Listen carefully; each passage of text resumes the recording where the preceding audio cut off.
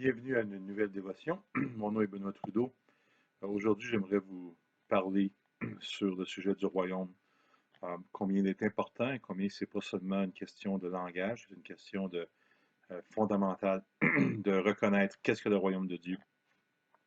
Alors, on voit dans la Bible, dans les évangiles, on parle de deux royaumes. Souvent, on parle du royaume de Dieu et du royaume des cieux. Traditionnellement, on a mis les deux ensemble. On interchangeait le royaume des cieux pour le royaume de Dieu. Ce qui n'est pas, ce qui est faux, ce qui est un problème. L'autre chose que l'on fait avec le royaume, c'est qu'on dit souvent que le royaume le royaume de Dieu est en nous, alors que ce n'est pas le cas non plus. Donc, j'ai déjà partagé dans des versions précédentes de rechercher le royaume. Alors, qu'est-ce que le royaume? Le royaume, c'est la réalité de Dieu sur terre. C'est la force, la puissance et le caractère de Dieu sur terre dans une dimension terrestre. Donc, Dieu ne nous a pas appelés à simplement être sauvés et un jour aller en sa présence au paradis, mais nous sommes appelés à entrer dans le royaume de notre vivant, dans notre marche avec Jésus-Christ.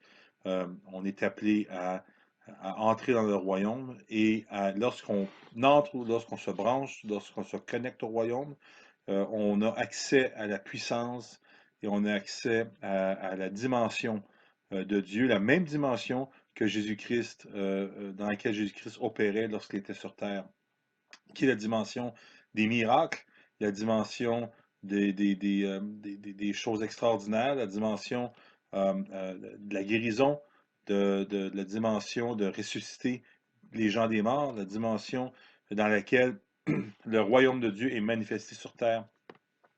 Et c'est ce que Dieu nous dit aussi dans Matthieu 6. C'est ce que Jésus enseigne dans Matthieu 6 lorsqu'on dit que ta volonté soit faite sur la terre comme au ciel. Lorsqu'il réfère sur la terre, il réfère dans le royaume de Dieu. Donc, et qu'est-ce que le royaume de Dieu? En fait, le royaume de Dieu, c'est la réalité de Jésus-Christ sur terre. Jésus-Christ, le nom de Jésus-Christ, on dit souvent que son nom est au-dessus de tout autre nom. Ce qui fait qu'il est au-dessus de tout autre nom, c'est que Jésus-Christ, Jésus est un nom dans lequel on peut pratiquement entrer, on peut physiquement se retrouver. On le voit sur le mont de la transfiguration, lorsque Jésus monte sur la montagne avec Pierre, Jean et Jacques, et où ils ont expérimenté le royaume de façon exceptionnelle, où ils ont vu Jésus dans son état transfiguré, dans un état ressuscité, et qu'ils ont vu Élie et Moïse.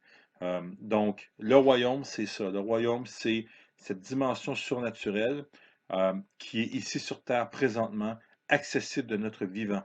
Et c'est super important de comprendre ça, parce qu'une fois qu'on comprend ça, là, toute la lecture de la Bible, toute notre compréhension de la Bible change.